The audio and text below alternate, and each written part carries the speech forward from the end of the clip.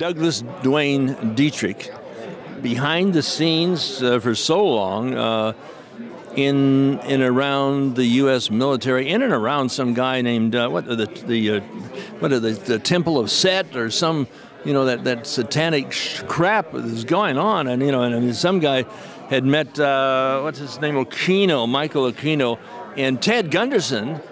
Somebody's out there to try to associate Ted Gunderson and the Church of Satan.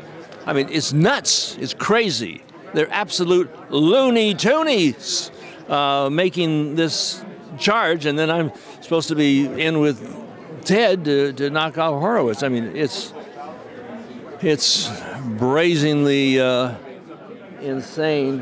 What do you think of all of this stuff that's going on?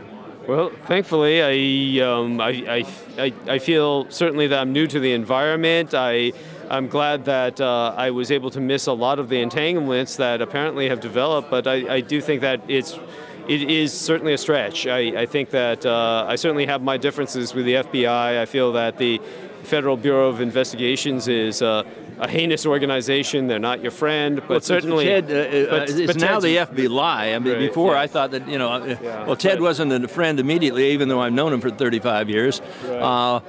He is but obviously the idea going in another direction. Right, but obviously the idea of Ted Gunderson necessarily being connected with Col Aquino or any satanic organization. I don't know his past, of course, but it does sound... I don't see any myself. I've certainly never run into that.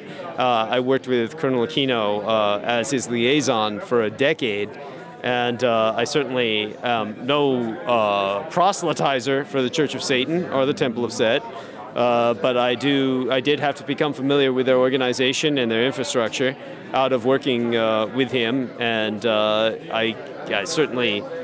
Ted Gunderson is someone I never ran into. Indeed, he was in a totally different geographic area. This Aquino was actually the official spokesman for the satanic religion for the U.S. military. I never even knew the U.S. military had a division along that line. Right. Tell us about it. Well, Col Aquino organized the 1st Earth Battalion of Wicca, or Warlocks, and this was done through the Delta organization, and this is not to be confused with Task Force Delta, which was a group of honorable special forces, commandos, and special operatives that was disastrously misapplied in the attempt to rescue hostages from Iran by the Jimmy Carter administration. Rather, this Delta organization is a think tank, and Task Force Delta is its name, fully and officially. And Task Force Delta was a think tank that was contracted or formulated by the U.S. Army to deal with crushing personnel problems in the wake of the Vietnam War and the cessation of the draft. Now Frankie, what do you call it where somebody gets offed in the military? Oh, fragged. Fragged. That's right. I keep thinking, what in the world would cause somebody to off or frag an officer? Well, during the Vietnam War, the conflict was so intensive, as I try to emphasize as a former Marine. What I can tell you, and there are many Marines who just don't even acknowledge this, because many of them want to uphold the cult of the World War II Marine, the cult of Iwo Jima, and that's fine. What I'm saying doesn't discredit those titanic battles in any way, but the World War II Marine really, if he was quote-unquote lucky, would see maybe 4 battles in the 4 years of World War II. You couldn't be in all the battles on all the islands because they're just too far apart, and they would get some time to recuperate in between each of these titanic, cataclysmic engagements with the Japanese. There would be months of logistical buildup before the next big push. Whereas in Vietnam, the average Marine was flown by helicopter from one fire zone to another every single day. So they spent every single day exposed in enemy fire. And as a result, they got extremely frustrated and extremely battle fatigued, and they would take it out on their officers. Like Apocalypse Now, right? Yeah, well, Apocalypse Now certainly shows the mood. It shows the mood. It may not be accurate in some in some depictions, you don't go surfing in a firefight. But aside from that, there were other things that they were portraying in Apocalypse Now that were right on the mark. Certainly, Xavier Kilgore, the colonel in the film, who's portrayed as turning on the flight of the Valkyrie while he's attacking the Vietnamese, that reflects what Colonel Aquino was doing as a PSYOPs officer with the 6th PSYOPs Battalion in 3rd Combat Zone, Vietnam, where he was experimenting with disorienting audio weapons to shock the Viet Cong and the North Vietnamese army into breaking battle formation, breaking ambush. All the rest of this attempt was with sound warfare, the broadcast of demonic screams from their helicopters. And that didn't cut it because the helicopters kept getting shut down. So he decided that he could call on real demonic forces to come out of other dimensions or out of the aether to impact the Vietnamese. Real demonic forces. That's correct. Coming out of the vapor or the chemtrails or whatever the hell that was, right? So the death dump. So in fact, the military people now they deny that there's anything in these toxic flushings that are going on over our city. Mm-hmm. How do you address that? How do you address the apathy, the ignorance, the arrogance of these bastards who simply deny that, what's before them? It's hard to imagine something like that occurring without the military being involved. But at the same time, it's very much out of my league in the sense that it's kind of beyond my area of specialization. I wouldn't be able to address that and give it the justice it deserves. I'm talking about the mindset. Of the individuals who can take toxic poisons in the military, bring them up over a civilian city, and drop this shit upon them and kill the babies and bring about Alzheimer's and everything else. It would strike me that...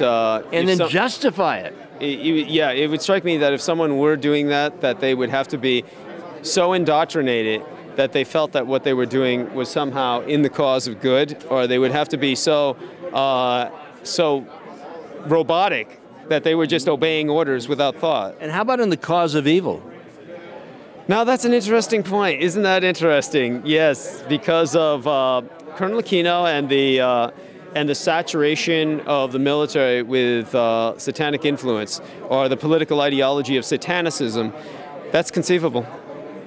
I've never used the word Satanicism. I mean, it starts to get you thinking, but I mean, some people just don't put all of the pieces together, and when you get these pieces together, then you see an entirely different picture, the big picture. Once you see that, then everything else starts to fall in line, and that's why you are key.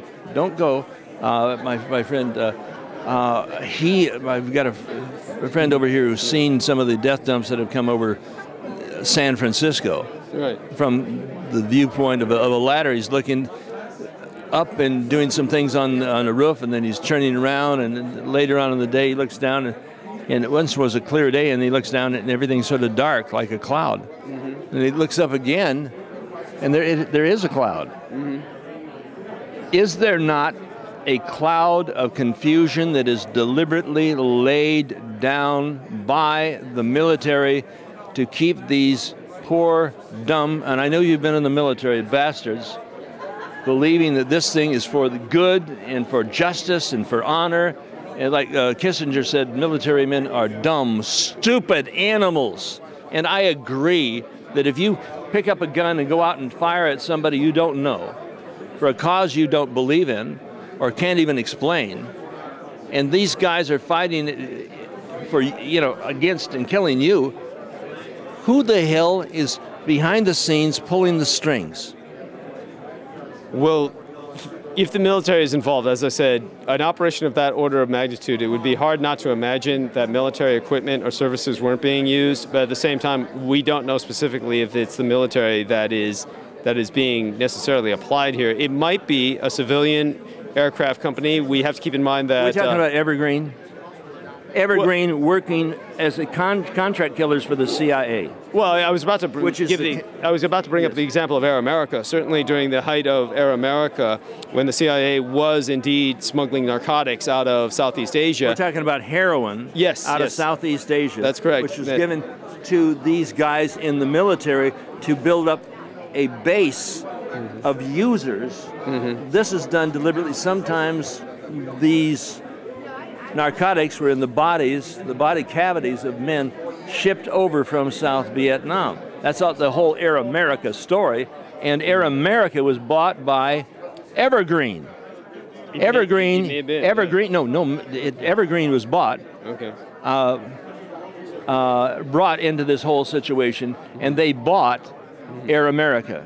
They're out of Penal Air Force Base in Arizona. I haven't kept track of them since the 80s, since the documents I was working with, but it makes sense. I mean, I'm certain that. It wouldn't surprise me. So, but nevertheless, the point I was making was that at its height in the Vietnam War, Air America was the largest civilian airlines in the entire world. TWA, Pan Am, all the other civilian airlines in the world put together didn't equal the Air America fleet of civilian transport. You see planes going over and over, back and across, all across this country. It's all across the world. Air America is about, it's just huge. Is it the largest civilian? Well, it was at that time. Yes, it was at that time. But so I was just making a point that it's conceivable. Nothing's changed. Well, it's conceivable that it could be a private corporate entity in service of an agency that is conducting a chemtrail campaign, if indeed one is being contract conducted. Killers. Conceivably. It's out of my league, the entire chemtrail phenomenon. Well, when you see Air Auschwitz, and you're going to be given a copy. Oh, great. Thank you. In fact, you may be in Air Auschwitz too. Or when one dumps chemicals, Agent Orange, what is it? That stuff they call it? They dumped and dumped and dumped and dumped. Yeah, it's Agent Orange. Agent Orange was used to defoliate, believe it or not, even in Korea. So there are many, many Korean War veterans who are suffering from the Agent Orange effect.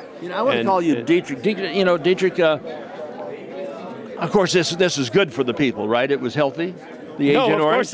No, of course not. What? No. I mean, tell them it was not good for the people. It was not good for the people. No. As a matter of fact, to give you an example of this, the Liver Cancer Symposium, the Global Liver Cancer Symposium, for many, many years, was always opened and closed in its conference hours by Vietnamese. So many Vietnamese civilians suffer from the deleterious effects of Agent Orange. People talk about the GIs and the GIs suffering from Agent Orange. Well, think of how it affects the civilian population that still has to live there in Vietnam. So it's disgusting. It's an atrocity. I'm shocked. Shocked. Agent Orange was not, I thought it was something, the orange, like lemon, or Agent Strawberry. Then the U.S. military was taking your tax dollars to buy the poisons to drop on these people to kill them. These are civilians. Now, there's a lot of people that were listed as dying, as a result of this, but in the military, there is officers that I see at the Vietnam War Veterans Wall Memorial. I don't see all of those names. Maybe all of this is just false information. I don't know. There were the civilians who died in Vietnam? No, and not just the civilians, but in the military. The fragging? The fragging. Right. Well, the fragging is taking a gun over and blowing the brains out of military officers. I don't see all of their names. I don't see all of the names that there would be. If your story was true, wouldn't this put this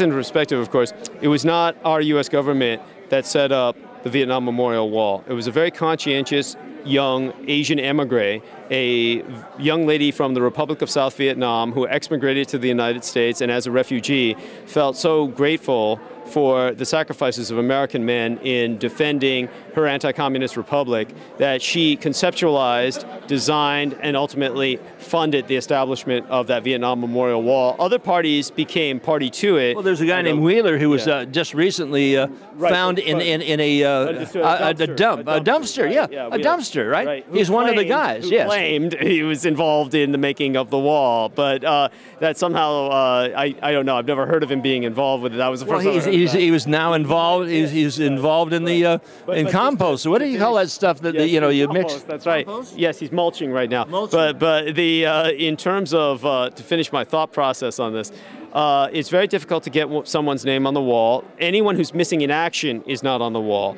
There are many people who got critically injured in Vietnam, but thanks to medical transport, were flown to Hawaii and ultimately to the American mainland if they lived that long. Many of them would die en route, many would die in Hawaii, many of them would die in the American mainland. Those are not listed on the wall. Even though they were killed in Vietnam, they are not listed as battlefield fatalities because they did not die in theater. Sorry so much. Col Aquino and all the other guys who was dealing with it ranked out. I knew Nguyen Cao Ki.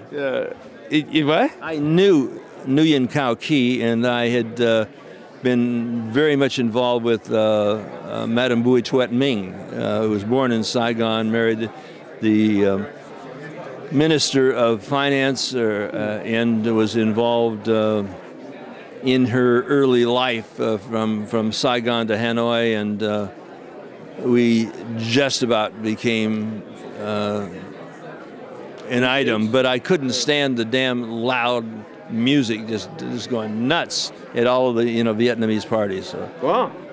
Well, I'm sorry to hear that. I wish something had come of it. What is it that you want me to speak of specifically? Or? Well, I don't know where Gary is, but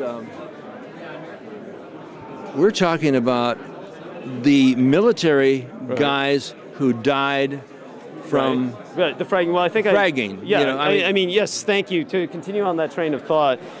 So the names that are on the wall, there's 57,000 of them. They are by no means complete for the reasons I explained. They do not contain MIA. They do not contain people who died out of theater. So there are far more men. And to put this into perspective, keep in mind that there were at least 600,000 men, at least, in 1968 in theater Vietnam.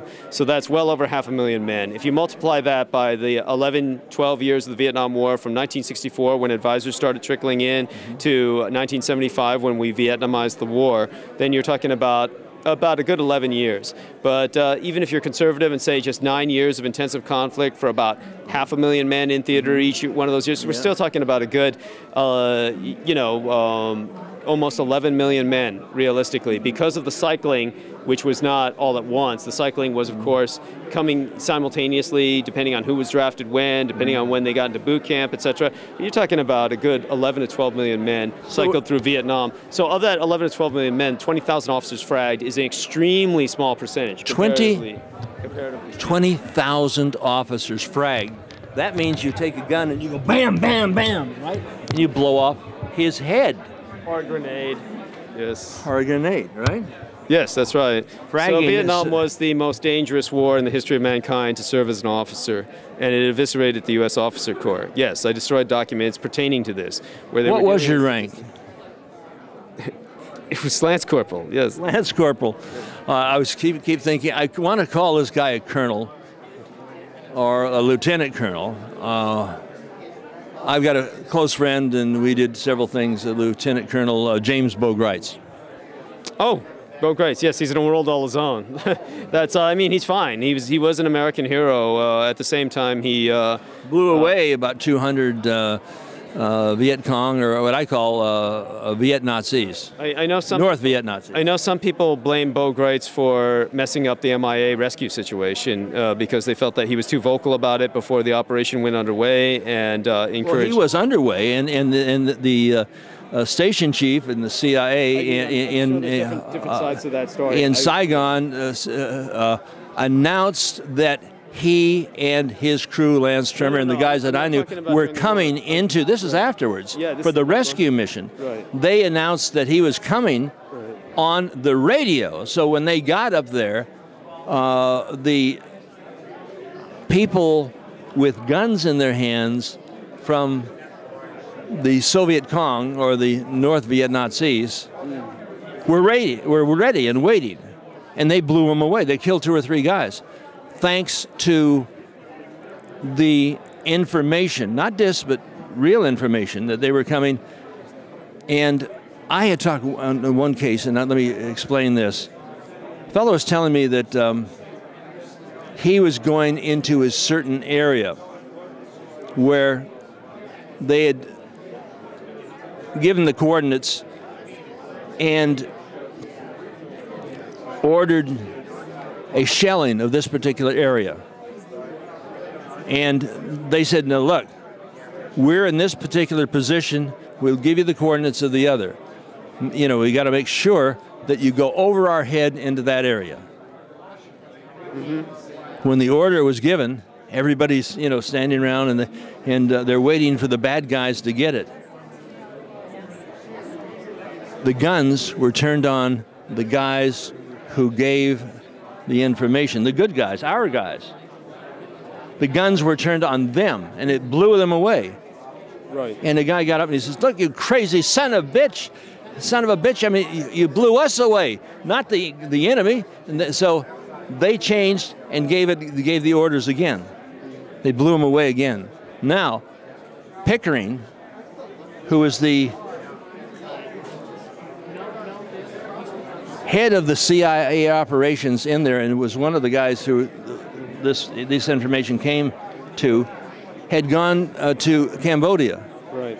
And at the end of the war,